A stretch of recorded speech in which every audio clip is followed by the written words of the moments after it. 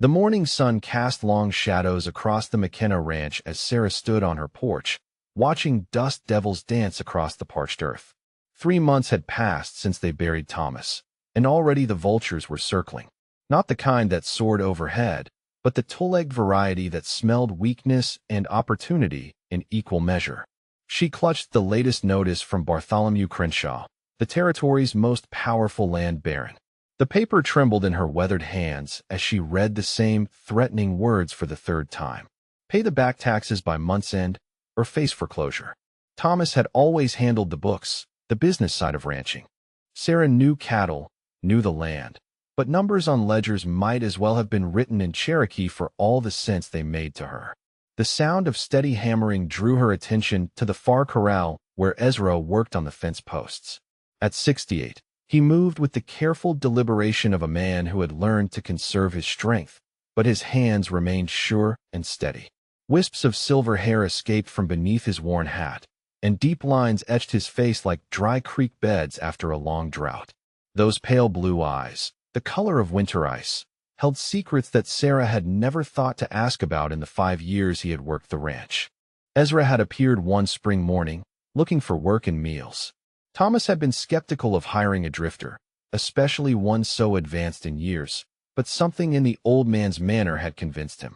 Maybe it was the way Ezra handled the horses, speaking to them in low, gentle tones that calmed even the most skittish mare.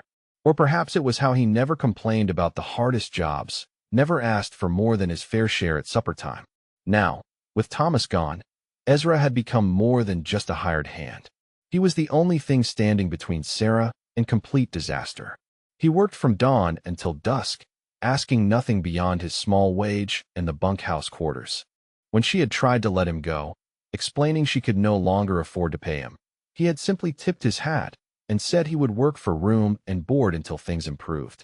The dust cloud on the horizon made Sarah's stomach tighten. 3 riders approached at an unhurried pace, their silhouettes dark against the brightening sky. She recognized the lead rider even at a distance. Jake Morrison, Crenshaw's foreman and enforcer. The man rode with the arrogant posture of someone who had never met consequences for his actions. Ezra must have noticed the approaching riders too. He set down his hammer and walked toward the house with measured steps, his gait seemingly casual but somehow purposeful. As he drew closer, Sarah noticed something she had never seen before. His hands, usually relaxed at his sides, now rested near his belt in a way that seemed almost natural. Almost. Morrison reined in his horse just short of the porch steps, a deliberate show of disrespect. His companions flanked him on either side, both young and eager, the kind of men who mistook cruelty for strength. Their weapons hung prominently displayed, a not-so-subtle reminder of who held the power in this negotiation. Morrison smiled, but it never reached his eyes. "Good morning, Mrs. McKenna," he said, touching the brim of his hat in a mockery of politeness. "I trust you received Mr. Crenshaw's latest correspondence regarding your financial obligations." Sarah straightened her shoulders, drawing on reserves of strength she did not feel. "I received it, Mr. Morrison. I also understand that my husband's contract with your employer guaranteed a 6-month grace period in the event of his death." Morrison's smile widened, revealing teeth stained yellow from tobacco. "That contract died with your husband, ma'am. Mr. Crenshaw is being generous, offering you any time at all. Most folks in your situation would have already been relocated." Behind Morrison, one of his companions snickered at the euphemism. Ezra continued his steady approach, stopping about 10 feet from the mounted men. His weathered face showed no emotion, but those ice-blue eyes seemed to catalog every detail of the scene before him. "And who might this old rooster be?" Morrison asked, finally acknowledging Ezra's presence. "Your watchdog, Mrs. McKenna." Ezra stepped forward with the unhurried gait of a man who had faced worse than 3 mounted bullies. He removed his worn hat, revealing silver hair that caught the morning light, and nodded respectfully toward Sarah before addressing Morrison directly. "Name's Ezra," he said in a voice like gravel over stone. "I work for Mrs. McKenna. Perhaps you gentlemen might state your business and be on your way." Morrison threw back his head and laughed, a harsh sound that sent a nearby crow cawing from its perch. His companions joined in, their mirth echoing across the empty rangeland. The lead rider dismounted with theatrical flourish, his boots hitting the dust with authority. Well, well, Morrison drawled, circling Ezra like a predator sizing up wounded prey. The widow's got herself a champion. Tell me, old-timer, what exactly do you plan to do if we decide not to be on our way? Ezra simply stood there, hands at his sides, meeting Morrison's gaze with those pale blue eyes that seemed to hold the cold of a winter dawn. Nothing, unless you give me cause, he replied quietly. The simplicity of the response seemed to infuriate Morrison. His face reddened as he stepped closer, close enough that Ezra could smell the whiskey on his breath despite the early hour. Give you cause, Morrison repeated mockingly. You decrepit old fool, I could snap you like a dried twig. Without warning, Morrison's hand shot out and shoved Ezra hard in the chest. The older man stumbled backward but kept his footing, never taking his eyes off his attacker. Sarah gasped from the porch, her knuckles white as she gripped the railing. Jake, that's enough, she called out, but Morrison ignored her completely. The second push sent Ezra to his knees in the dirt. Morrison's companions whooped their approval, dismounting to get a better view of the entertainment. The taller of the two, a lanky man with a scraggly beard, spat tobacco juice into the dust near Ezra's hands. Look at him crawling around like the old dog he is, the bearded man sneered. Probably hasn't had a real fight since before the war. Ezra slowly rose to his feet, brushing dust from his worn work shirt with deliberate movements.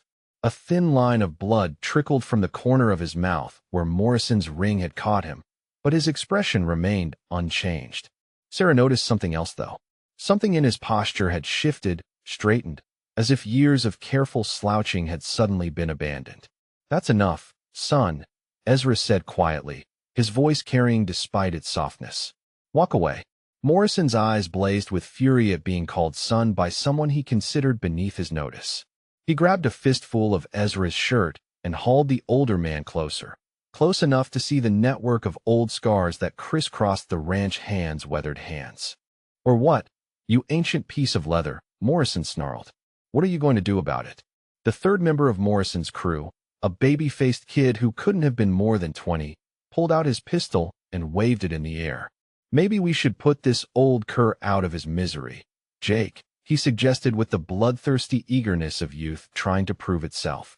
Sarah could stand it no longer. She rushed down from the porch, positioning herself between the armed men and Ezra. Please, she begged, her voice breaking. He's done nothing to you. He's just an old man trying to make an honest living. Morrison released Ezra with a violent shove that sent him sprawling again, then turned his attention to Sarah with a smile that made her skin crawl. Maybe you're right, Mrs. McKenna. Maybe we should focus on the real problem here. Your inability to meet your financial obligations. He reached into his coat and withdrew a folded document, shaking it in front of her face like a weapon. This here is a writ of seizure, signed by Judge Hartwell himself. Unless you can produce the full amount of back taxes, plus penalties and interest, by sundown today, this property becomes the legal possession of Mr. Crenshaw. Sarah felt the blood drain from her face. Today, she whispered. But the notice said end of month. That's still 2 weeks away. Morrison shrugged with exaggerated indifference. Circumstances change, ma'am. Mr. Crenshaw has decided to accelerate his timeline. Market conditions and all that. From his position in the dirt, Ezra spoke again. That document's not worth the paper it's printed on without proper notice and due process, he said calmly. Mrs. McKenna has legal rights under territorial law. But before you find out what happens next, if you're enjoying this story of hidden strength and justice, hit that like button and comment what state you're listening from. I love seeing how these tales of the Old West travel across the country. Now stick with me because what's coming next will leave you stunned. Morrison whirled around, his face purple with rage. And just how would a broken-down ranch hand know anything about territorial law? He demanded.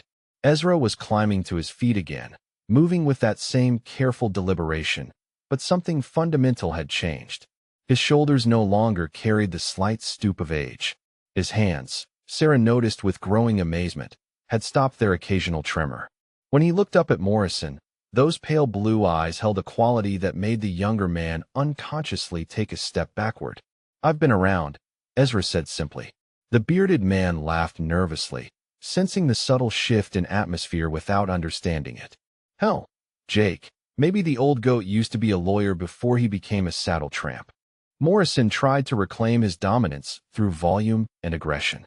I don't care if he used to be President Grant himself, he roared. This ranch is ours by right of law. And if you or your ancient protector there try to interfere, there's going to be consequences. To emphasize his point, Morrison drew his sidearm, a nickel-plate Colt that gleamed in the morning sun. His companions followed suit, 3 barrels now pointing in the general direction of Sarah and Ezra. The sound of hammers being pulled back seemed unnaturally loud in the sudden stillness. Ezra moved then, just a single step, but it placed him directly between the guns and Sarah.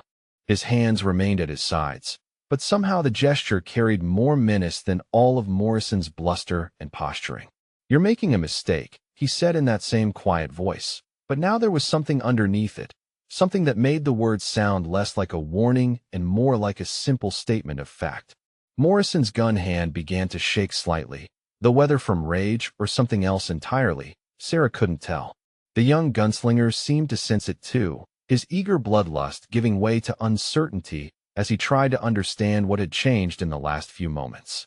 "The only mistake here, old man," Morrison said, but his voice lacked its earlier confidence, "is you thinking you can stand between us and what's rightfully ours."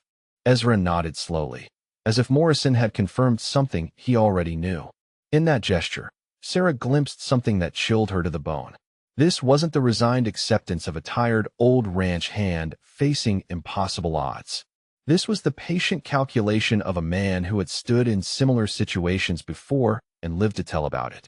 The wind picked up, stirring dust devils across the yard and carrying with it the scent of coming change. The sound of approaching hoofbeats interrupted the standoff as a 4th rider crested the hill at a full gallop.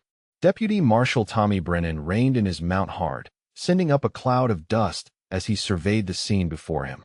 At 26, Tommy had been wearing a badge for only 3 years, but he had spent countless hours listening to the old-timers in the saloons tell their stories of the legendary gunfighters who had once ruled the frontier.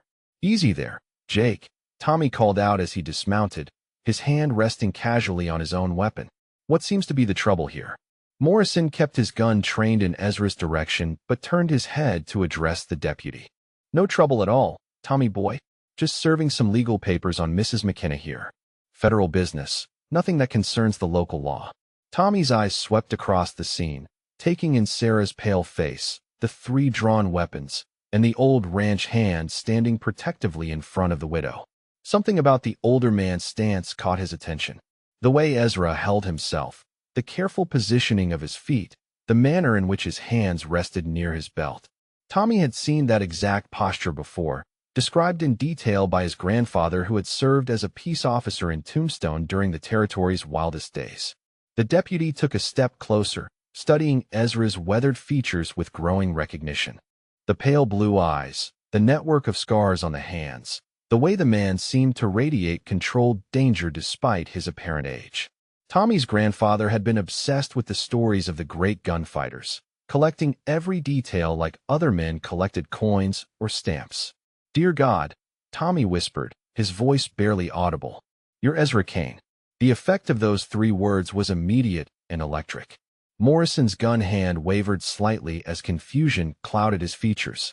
His companions exchanged uncertain glances, neither recognizing the name, but both sensing the sudden shift in Tommy's demeanor.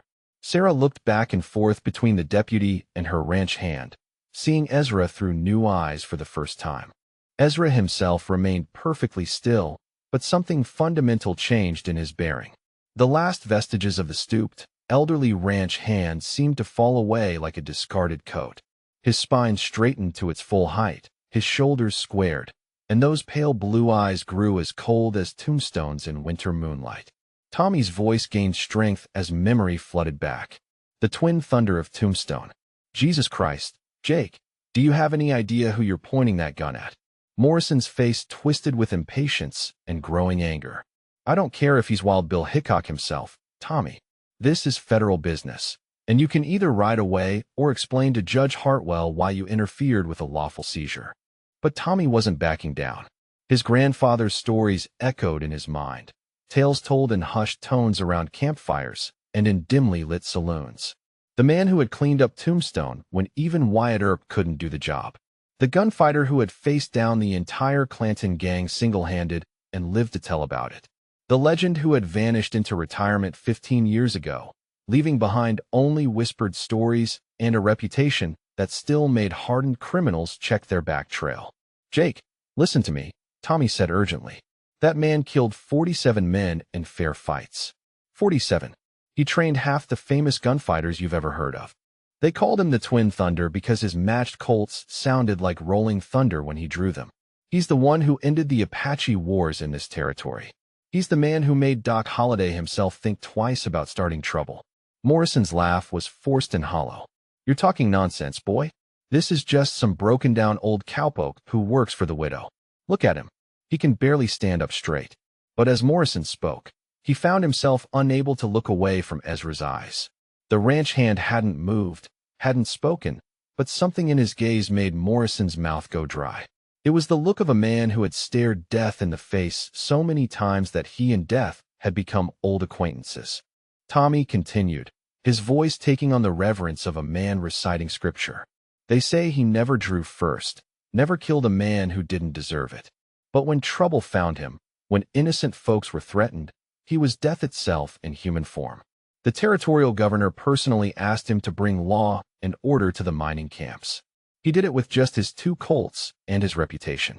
Ezra finally spoke, his voice carrying across the yard like distant thunder. "That was a long time ago, Deputy. I'm retired." The simple statement sent a chill down Sarah's spine. There was something in the way he said the word retired, as if it were a choice that could be unmade at any moment. She realized with growing amazement that she had been sharing meals and casual conversation with a living legend, a man whose exploits had become the stuff of campfire tales across the entire Southwest. Morrison's bravado began to crack as Tommy's words sank in. "Retired or not, Jake, that's Ezra Kane standing in front of you. The man who put the Dalton gang in the ground.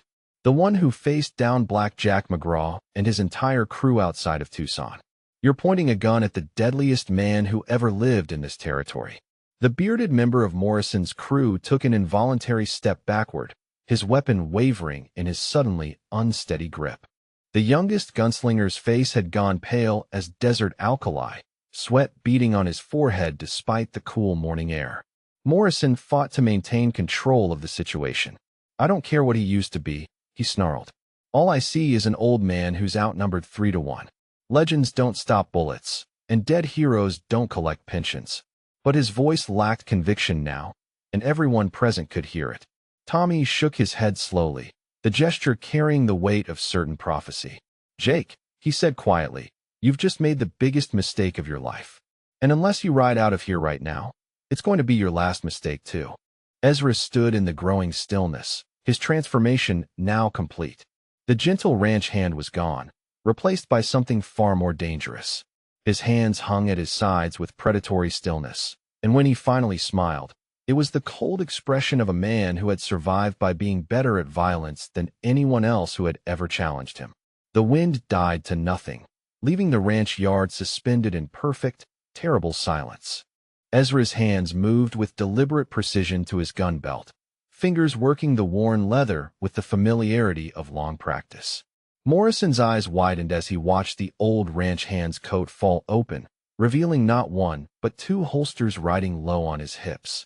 The leather was black with age and oil, molded to fit the weapons they contained with the intimacy of a second skin. "Name's Ezra Kane," he said in that same quiet voice that now carried the authority of absolute certainty. "Killed 47 men in my time. All of them deserved it." The twin Colt peacemakers emerged from their holsters like extensions of Ezra's will, the movement so fluid and practiced that it seemed to happen without conscious thought. The weapons were magnificent, their steel surfaces bearing the patina of decades of careful maintenance. Carved into the ivory grips were the initials MC, surrounded by delicate roses that had been worn smooth by countless hours of handling.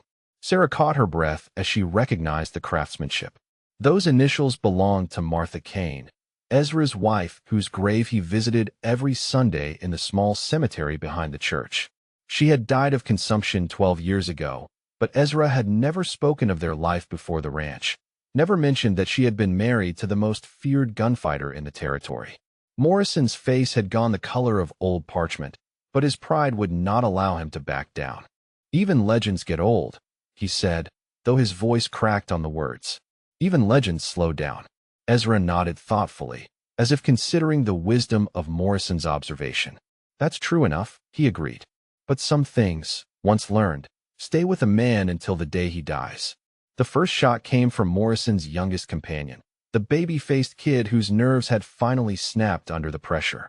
His bullet went wide, chipping bark from the cottonwood tree 20 feet to Ezra's left. Before the sound of the gunshot had finished echoing across the ranch yard, Ezra's right-hand Colt had spoken in response. The kid's weapon flew from his suddenly nerveless fingers, the grip shattered by Ezra's bullet. He stood there staring at his empty hand in shock, blood trickling from where splinters of wood and metal had opened small cuts across his palm. The precision of the shot was surgical, designed to disable rather than kill, but the message was unmistakably clear. "That was your warning shot," Ezra said calmly. "The next one goes through flesh." Morrison and his bearded companion opened fire simultaneously, their shots wild and panicked. Ezra moved with the flowing grace of a man half his age, stepping sideways and rolling behind the water trough in one fluid motion. Their bullets whined harmlessly overhead, striking nothing but empty air and the side of the barn. From his position of cover, Ezra's voice carried clearly across the yard. "Jake Morrison, you're wanted for the murder of Samuel Peters in Tucson." "Bert Crawley," he addressed the bearded man, "you're wanted for armed robbery in 3 counties. Tommy there can arrest you both, or you can keep shooting and let me finish what you started." Morrison's face twisted with fury and desperation. He wasn't accustomed to being hunted, wasn't prepared for an opponent who knew his name and his crimes. "How could you possibly know that?" he shouted. Ezra rose slightly above the edge of the trough, both Colts tracking their targets with mechanical precision. "Because I still get reports from the Territorial Marshal's office," he replied. "Old habits." The bearded man, Crawley, made the mistake of trying to flank around the water trough. Ezra's left-hand weapon boomed, and Crawley spun around clutching his shoulder, his gun falling into the dirt. The bullet had been placed with surgical accuracy, shattering the joint without hitting vital organs. Morrison realized with growing horror that he was facing not just a legendary gunfighter, but one who still maintained connections to the territorial government. Every shot Ezra had fired had been calculated for maximum effect with minimum lethality. This wasn't the wild shooting of a desperate man, but the controlled violence of a professional who had spent decades perfecting his craft. Deputy Brennan had drawn his own weapon but held it pointed skyward, recognizing that his intervention was neither needed nor welcome. This was justice being dispensed by a higher authority than his own badge could provide. He found himself memorizing every detail of the encounter, knowing that this would become another story to add to the Ezra Kane legend. Sarah watched from the porch in fascination and terror, seeing her gentle ranch hand transformed into something magnificent and terrible. Every movement was economical, purposeful, deadly. The man who had patiently mended fences and tended sick cattle was revealing himself as an instrument of precise retribution. Morrison's next shot came closer, splintering the edge of the trough inches from Ezra's position. The legendary gunfighter rolled to his left, both weapons speaking in rapid succession. Morrison's hat flew from his head, perforated by 2 perfectly placed holes, while his gun belt suddenly hung loose around his waist, the leather severed by Ezra's marksmanship. Impressive shooting for an old man, Morrison snarled, but his bravado was cracking like ice in a spring thaw. Ezra stood fully upright now, weapons held in the classical duelist stance that had become his trademark. Both Colts were cocked and ready, but he made no move to fire. The silence stretched between them like a taut wire, broken only by Crawley's labored breathing and the soft groaning of the wounded man. "You have 2 choices, Jake," Ezra said with the calm certainty of a man delivering a verdict. "You can surrender to Deputy Brennan and face trial for your crimes, or you can keep fighting and discover why 47 men are buried across this territory with my bullets in them." Morrison's face was slick with sweat now, his hands trembling as he struggled to maintain his grip on his weapon. The numerical superiority that had made him so confident just minutes earlier had evaporated like morning dew. His youngest companion sat in the dirt nursing his wounded hand, while Crawley leaned against the corral fence trying to stanch the blood flowing from his shattered shoulder. The bearded man looked up at Morrison with eyes full of accusation and pain. "You never told us it was Ezra Kane, Jake," he gasped. "You said it was just some old ranch hand and a helpless widow."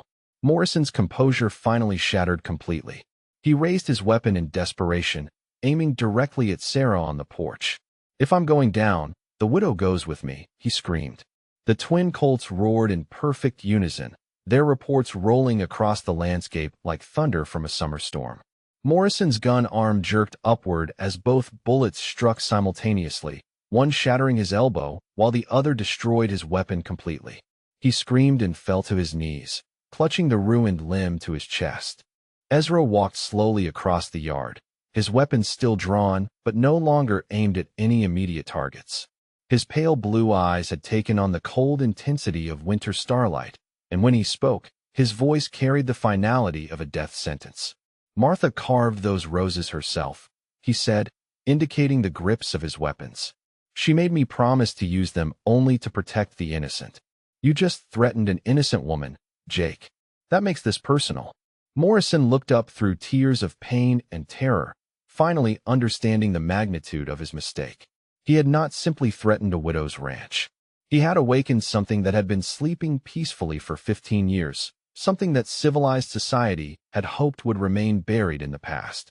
Deputy Brennan approached cautiously, his own weapon still holstered out of respect for the legendary gunfighter's authority.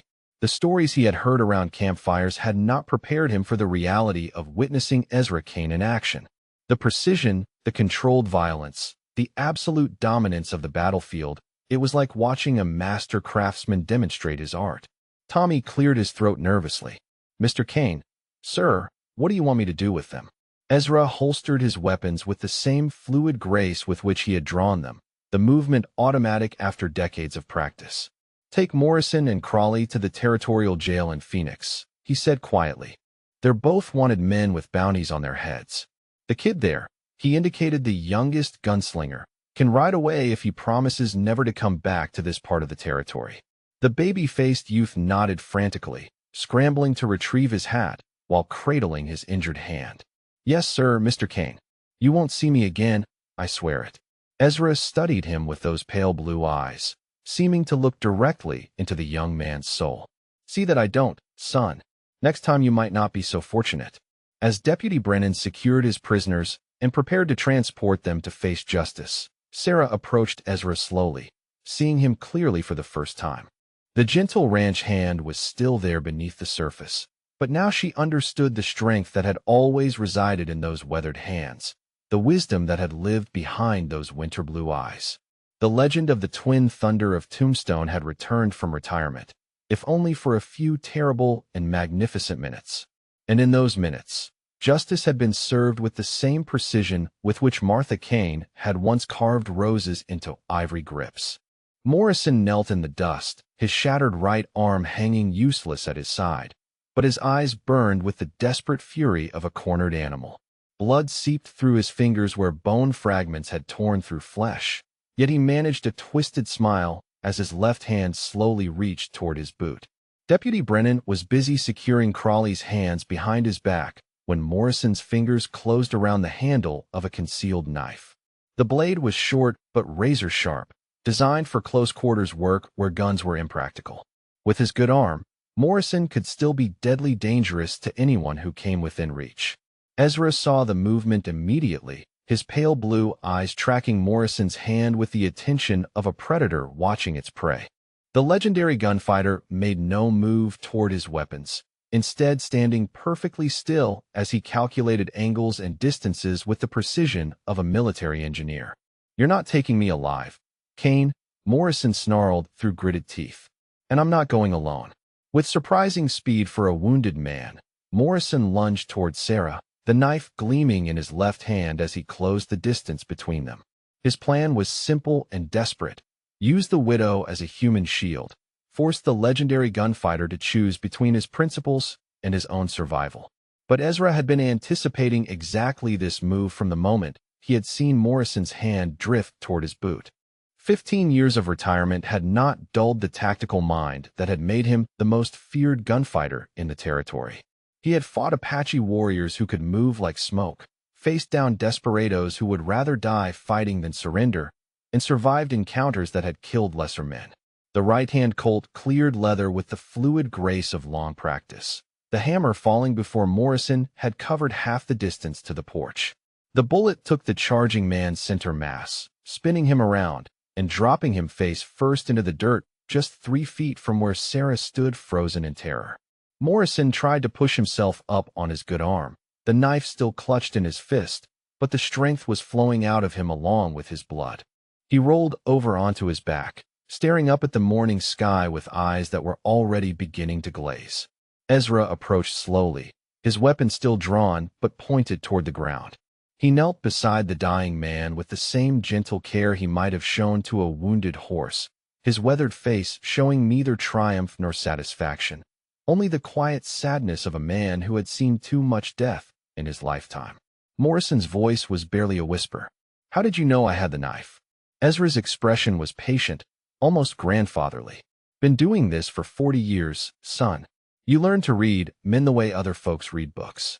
Desperate men always have one more weapon, one more trick they're saving for the end."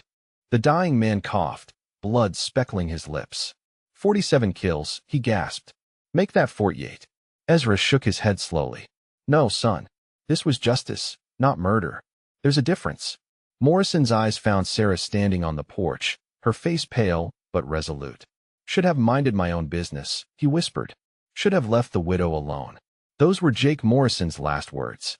His breathing grew shallow and irregular, then stopped altogether as the territorial sun climbed higher into the cloudless sky.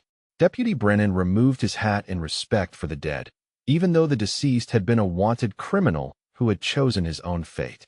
Ezra rose slowly, his knees protesting the movement in a way that reminded everyone present of his true age. He holstered the Colt with practiced efficiency, then walked over to where Sarah stood on the porch steps. For a long moment, neither of them spoke, both processing what had just occurred in their peaceful ranch yard. Sarah was the first to break the silence. "Martha," she said quietly, "your wife. She carved those roses." Ezra nodded, his pale blue eyes distant with memory. "She said they would remind me that even in violence, there could be beauty, that even when I had to kill, I should remember what I was protecting." The weight of 15 years seemed to settle on his shoulders like a heavy cloak. Ezra had hoped that part of his life was over, that he could spend his remaining years in peaceful anonymity, tending cattle and mending fences. But men like Jake Morrison existed in every generation, predators who saw kindness as weakness and mistook gentleness for cowardice.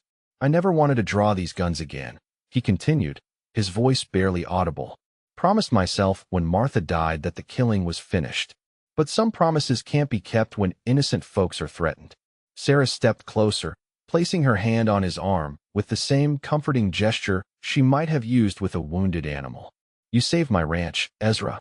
You saved my life." Martha would have been proud.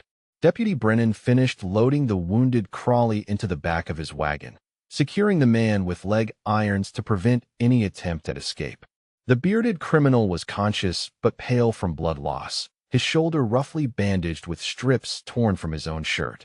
"Mr. Kane," Tommy called out respectfully, "the territorial marshal is going to want a full report on what happened here. Will you be available if he needs to speak with you?" Ezra considered the question carefully. He had operated outside the law for so many years that dealing with official authority still felt strange, even when that authority recognized his legendary status. "Tell Marshal Hartwell that Ezra Kane is working the McKenna Ranch under his real name," he replied. "If he needs to find me, this is where I'll be." The implication was clear. The twin thunder of Tombstone was not hiding from his past or running from his reputation. He had simply chosen to live a different life, one dedicated to honest work and peaceful pursuits. But if circumstances forced him to take up his guns again, he would face the consequences with the same calm certainty that had made him a legend. As Deputy Brennan prepared to depart with his prisoners, word of the confrontation began to spread across the territory with the speed of wildfire. Ranch hands and townspeople who had witnessed the aftermath carried the story with them, embellishing details with each telling until the truth became even more fantastic than the original legend. The old timers in the saloons nodded knowingly when they heard the news. They had always suspected that Ezra Kane was still alive somewhere, had always believed that a man like that could never truly retire from what he was. The younger generation listened with wide-eyed fascination to descriptions of the legendary gunfighter's return to action. Sarah and Ezra stood together on the porch, watching the dust cloud raised by the departing wagon fade into the distance. The ranch yard looked peaceful again, giving no sign of the violence that had occurred there except for the dark stains where Morrison's blood had soaked into the earth. The legal papers that Morrison had brought lay scattered in the dirt, their authority meaningless now that their bearer was dead. Sarah picked them up and examined them closely, her practiced eye catching details that Morrison's bluster had obscured. "These documents are forgeries," she said with growing amazement. "The signatures are wrong, and the court seal doesn't match the ones on my legitimate papers. Jake Morrison was nothing but a common land thief trying to steal my ranch through intimidation." Ezra nodded grimly. Men like Morrison rarely operate within the law. They rely on fear and violence to take what they want, counting on their victims being too frightened or powerless to fight back. The realization filled Sarah with a mixture of relief and anger. Relief that her ranch was safe. Anger that she had been terrorized by criminals masquerading as legitimate businessmen. But mostly, she felt a profound gratitude toward the quiet man who had risked everything to protect her. The sun was approaching its zenith when a cloud of dust on the horizon announced more visitors to the ranch. This time, however, the approaching riders wore the uniform of territorial marshals, led by a grizzled veteran whose reputation rivaled even Ezra's own legendary status. Marshal Tom Hartwell dismounted with the careful movements of a man who had spent 40 years in the saddle, his keen eyes taking in the scene with professional interest. He had known Ezra Kane during the violent years when the territory was being carved out of wilderness and Apache land, had witnessed firsthand the legendary gunfighter's code of honor. "Ezra," Tom said simply, extending his hand in greeting. "Heard you came out of retirement." "Just for today, Marshal," Ezra replied, accepting the handshake. "Just for today." 6 months after the confrontation that had shaken the entire territory, the McKenna Ranch flourished under an umbrella of peace that seemed almost supernatural to those who remembered the dark days of Jake Morrison's reign of terror. Sarah's cattle grazed contentedly in pastures that had been threatened with seizure, her fences stood straight and strong, and her bank account showed the first real profit since Thomas's death. The transformation went far beyond mere financial recovery.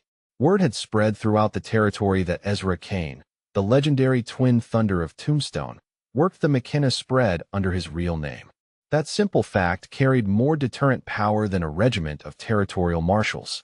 Land grabbers and cattle rustlers gave the ranch a wide berth, unwilling to risk an encounter with a man whose reputation had become the stuff of frontier legend. Other ranchers in the area began to breathe easier as well. The criminal network that Morrison had assembled dissolved overnight when news of their leader's death reached them. Without his organizing influence and brutal charisma, the various thugs and hired guns scattered to seek easier prey in distant territories where the name Ezra Kane carried less weight. Sarah often watched from her kitchen window as Ezra went about his daily work, marveling at how completely he had returned to the role of quiet ranch hand. The twin Colts hung once again in their place of honor above the mantelpiece in the bunkhouse, cleaned and oiled but silent. The legendary gunfighter had retreated back into the gentle soul of a man who found genuine satisfaction in honest labor and simple pleasures. Yet she could see the subtle changes that the confrontation had wrought in him.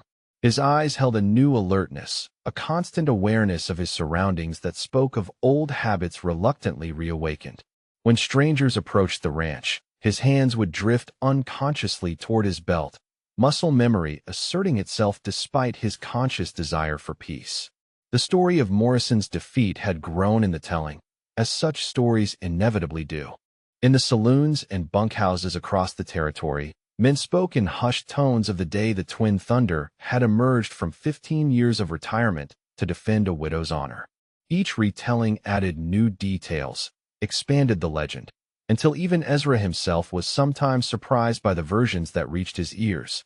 A steady stream of young gunfighters made pilgrimages to the ranch, drawn by the promise of facing a living legend and making their own reputations.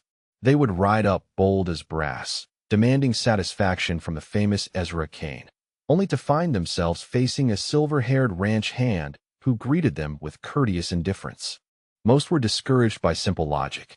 Ezra would listen patiently to their challenges, then point out that he was a working man with responsibilities, that he had no quarrel with them, and that seeking violence for its own sake was the mark of a fool rather than a warrior. His quiet dignity and obvious reluctance to fight often diffused their aggression more effectively than any show of force. Those few who persisted in their demands for combat found themselves facing not the legendary gunfighter, but Sarah McKenna herself. The widow had developed her own formidable reputation in the months since Morrison's death, wielding shame as effectively as any weapon. She would remind the would-be challengers that they were threatening an old man who wanted nothing more than to live in peace, that their mothers would be ashamed of such cowardly behavior. On one memorable occasion, a young hothead from California had been particularly persistent in his demands for satisfaction. Sarah had invited him to dinner, then spent the entire evening showing him photographs of the men Ezra had killed in his legendary career. 47 faces stared back from wanted posters and newspaper clippings, each one representing someone's son or brother who had made the fatal mistake of forcing the twin Thunder to draw his guns. The young man had ridden away before dawn, his appetite for violence thoroughly cured by Sarah's grim museum of Ezra's past. Word of the incident spread quickly, and the number of challenge seekers dropped to a mere trickle. Marshal Tom Hartwell made periodic visits to the ranch, ostensibly to check on the territory's newest celebrity, but actually to enjoy the company of an old friend. The two men would sit on the porch in the evenings, sharing stories of the violent days when the frontier was being carved out of wilderness and Apache territory. During one such visit, the marshal brought news that brought a rare smile to Ezra's weathered features. Bartholomew Crenshaw, the land baron who had employed Morrison and his gang, had been arrested by federal authorities for fraud, extortion, and conspiracy to commit murder. The investigation into his business practices had revealed a network of corruption stretching from local judges to territorial politicians. Justice moves slowly, Tom observed, but it does move eventually. Your actions that day set wheels in motion that reached all the way to Washington. Ezra nodded thoughtfully.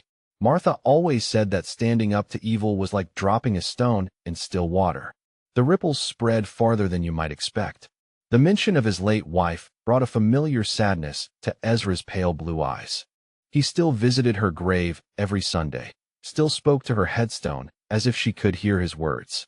The twin Colts with their carved ivory grips remained his most treasured possessions, not for their deadly efficiency, but for the loving hands that had created their beautiful adornments.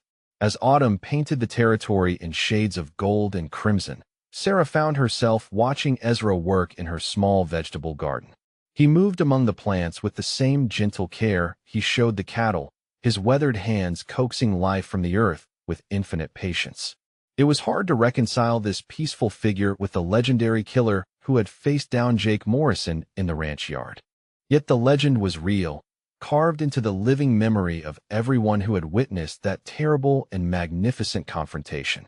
Children in distant towns played games where one of them pretended to be Ezra Kane, drawing imaginary weapons with dramatic flourishes while their friends fell over in exaggerated death scenes. The territorial newspapers had published detailed accounts of the gunfight, interviewing Deputy Brennan and other witnesses until the story took on the polished quality of official history. Eastern magazines sent writers to chronicle the return of the West's most famous retired gunfighter, though Ezra politely declined all requests for interviews. He preferred to let his actions speak for themselves, and those actions had spoken with the clear voice of justice served and innocence protected. The message resonated across the territory. There were still men of honor in the world, still those willing to risk everything to defend what was right. Winter brought snow to the high country and a deep peace to the McKenna Ranch. Ezra spent the cold months maintaining equipment and planning improvements for the coming year. He had developed ambitious plans for expanding the cattle operation, ideas that would require significant investment but promise substantial returns. Sarah was happy to approve his proposals, knowing that his legendary reputation would protect any investment they made. Banks were eager to lend money to a ranch defended by Ezra Kane, and suppliers offered favorable terms to anyone associated with the Twin Thunder of Tombstone. On Christmas morning, Sarah presented Ezra with a gift that brought tears to his pale blue eyes. She had commissioned a local craftsman to create a simple wooden box, lined with velvet, designed specifically to hold the twin colts when they were not in use. Carved into the lid were roses identical to those that Martha had created on the ivory grips. "It's beautiful," Ezra said quietly, his voice thick with emotion. Martha would have loved it. As the first anniversary of Morrison's death approached, visitors began arriving at the ranch from across the territory. They came not as challenge seekers or curiosity hunters, but as pilgrims honoring a man who had become a symbol of justice in an often unjust world. Sarah and Ezra received them all with quiet dignity, offering coffee and conversation to anyone who approached respectfully. The ranch had become an unofficial shrine to the ideals that the frontier represented at its best: courage, honor, and the willingness to stand up for those who could not defend themselves. In the evening of that anniversary day, as the last of the visitors departed and the ranch settled into familiar tranquility, Ezra sat on the porch watching the sun set over the mountains. Sarah joined him, bringing 2 cups of coffee and the comfortable silence of shared understanding. "Do you ever regret it?" she asked eventually. Coming out of retirement that day, Ezra considered the question carefully, his pale blue eyes reflecting the dying light.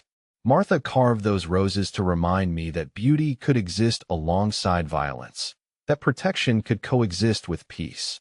I think she would understand why I had to break my promise to her." He paused, taking a sip of the steaming coffee. "Some men are born to build, others to destroy. I was born to stand between the two, to make sure the builders can work without fear.